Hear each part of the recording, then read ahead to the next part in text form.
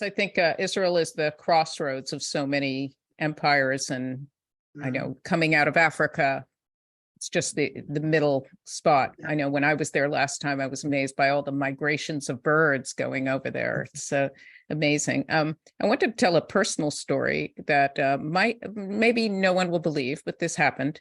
I was on Masada when I was a teenager, and we were going into the area where people prayed. I think they knew where a synagogue was, and I saw a little blue string sticking out of a rock.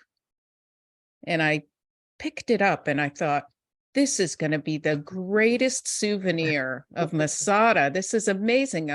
And I touched the string and it disintegrated. So. Oh, wow. And well, who knows what I that didn't. might have been. Yeah, I didn't know it might have been anything, but I didn't know the significance of blue. I didn't know the significance of a string. And then once I heard about Tekhelet, I thought back to that and I was, well, maybe that was it. Maybe. But it was that moment where gone.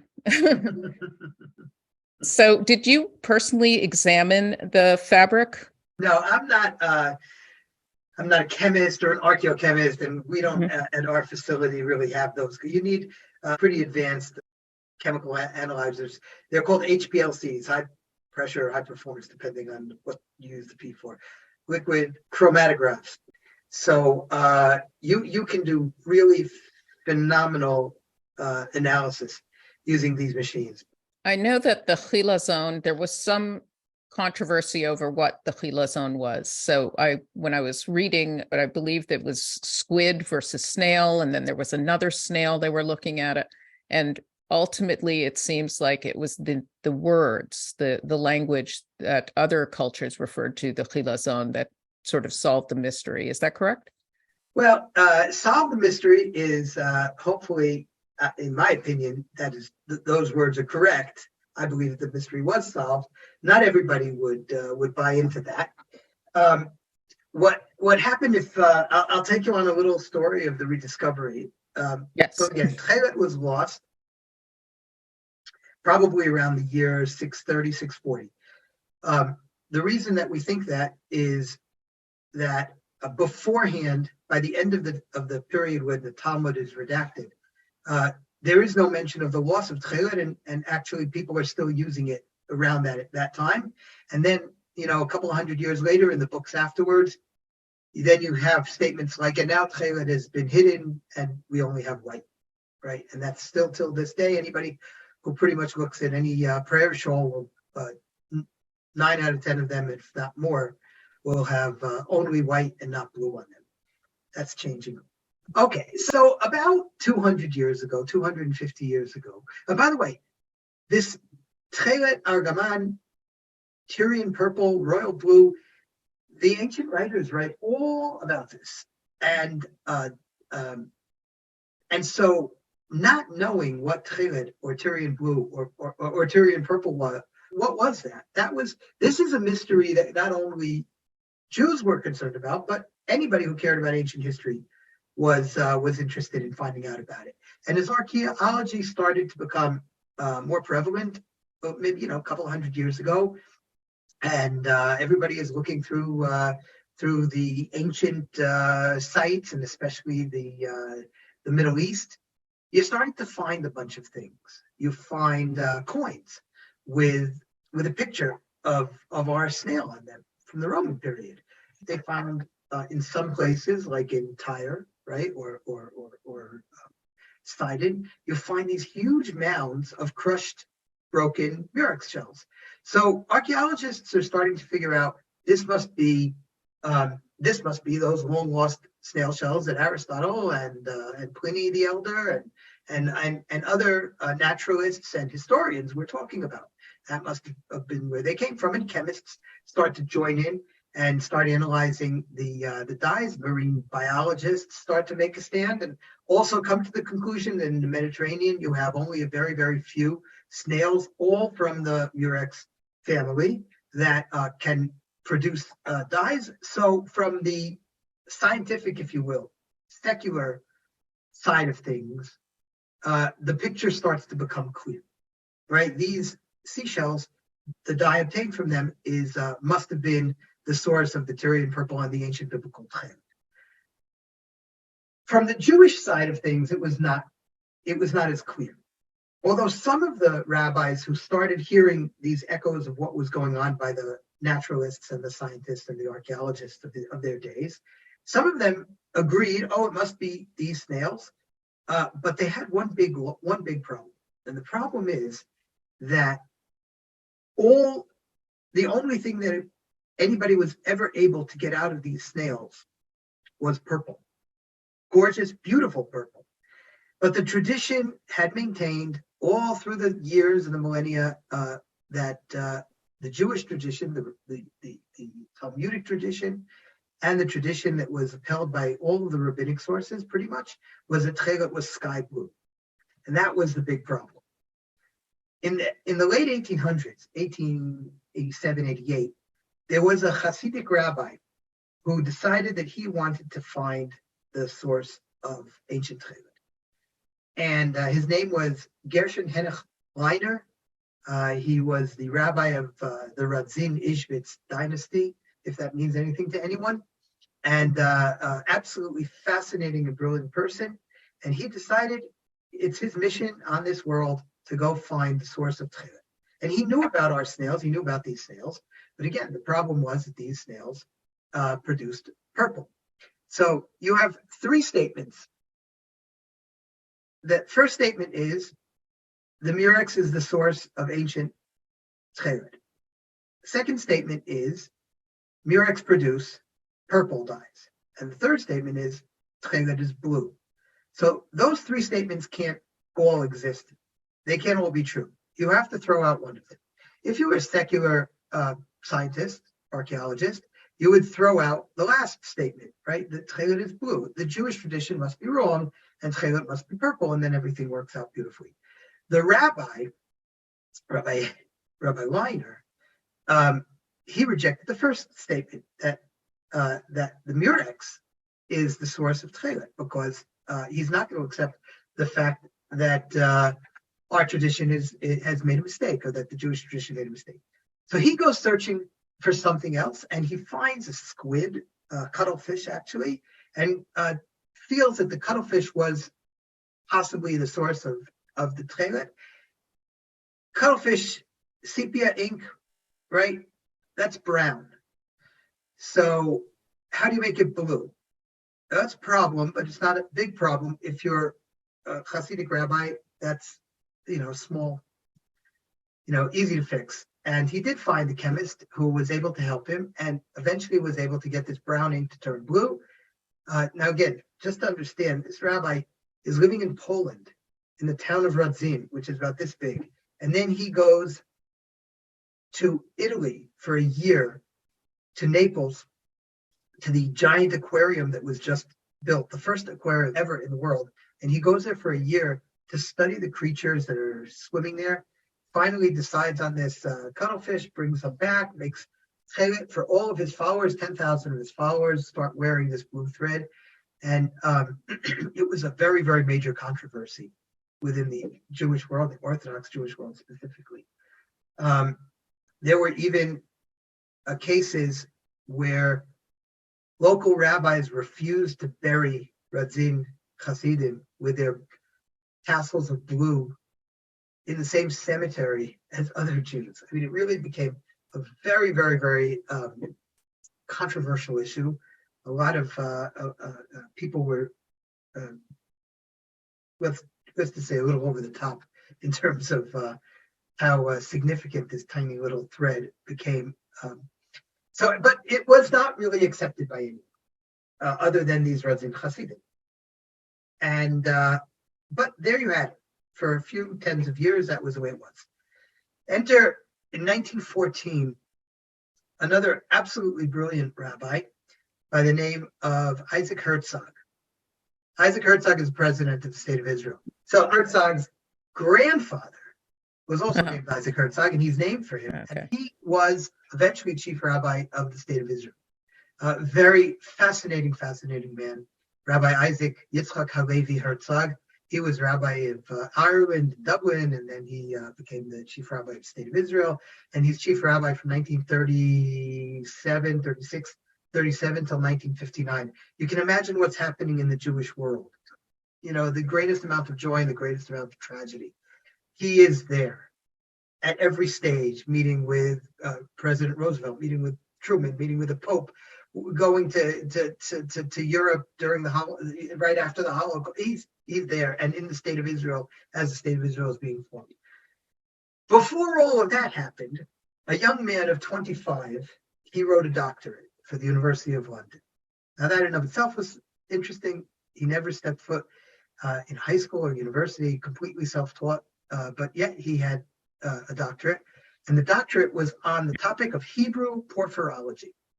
Hebrew porphyrology is the study of purple, the Jewish study of purple. You probably don't know the word porphyrology. Who would? Yeah. Right.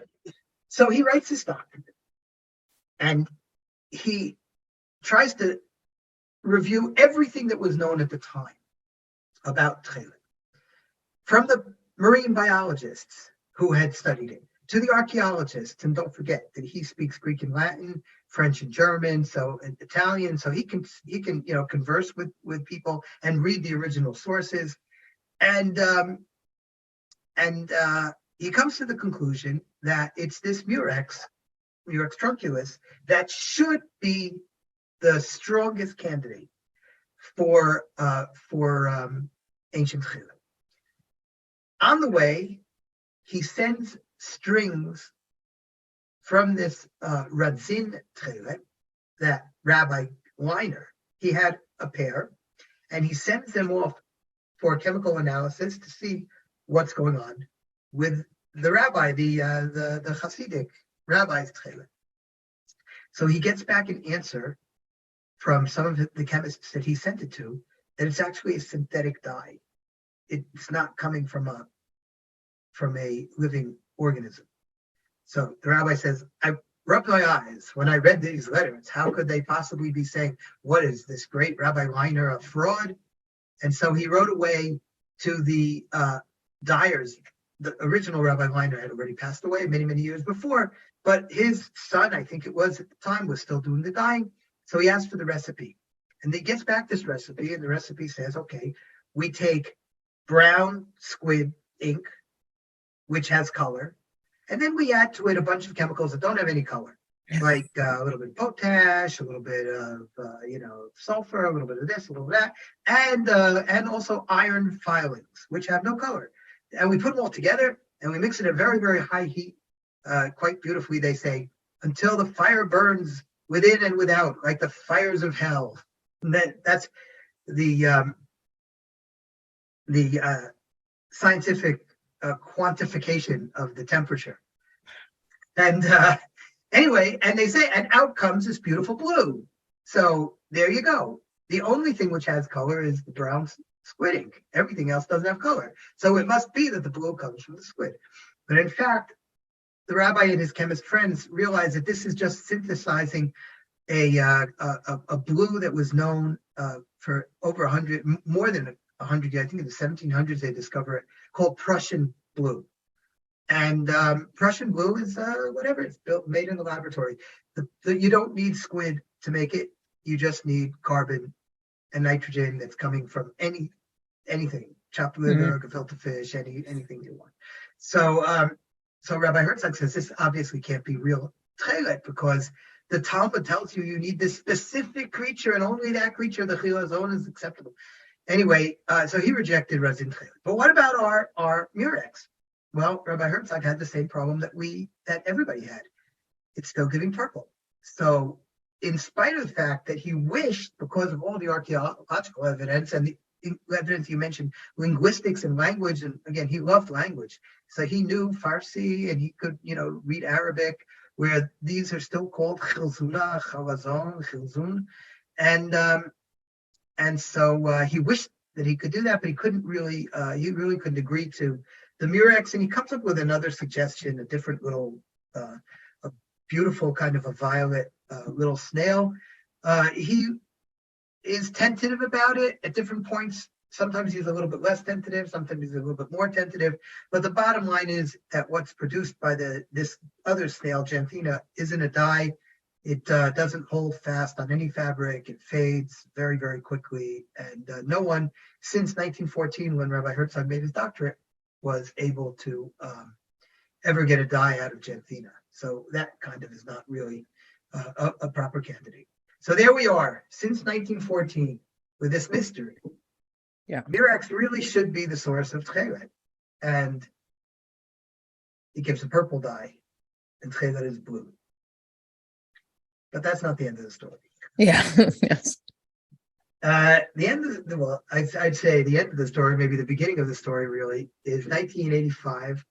A chemist by the name of Otto Elsner is doing his dyeing with these Murex snails to get purple, trying to research them. It's the story why he's doing it, but let's just take it for granted he's doing this. He gets a research grant to study these.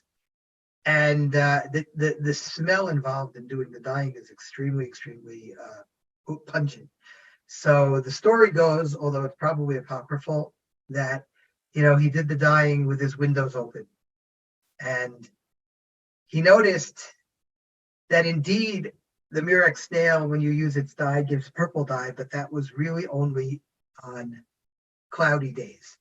But when the days were bright Mediterranean sun, then he got a blue dye, and he investigated this, and he realized that at a very, very specific stage in the dye process, if you expose the dye liquid, if you expose it to sunlight, then you're going to get a blue dye, the beautiful blue color of the sky. I don't know if you can really see, these are strings here, but these beautiful blue. That must have been quite a moment to figure that out. Right. And that was a moment when all of Tekhelet research changed.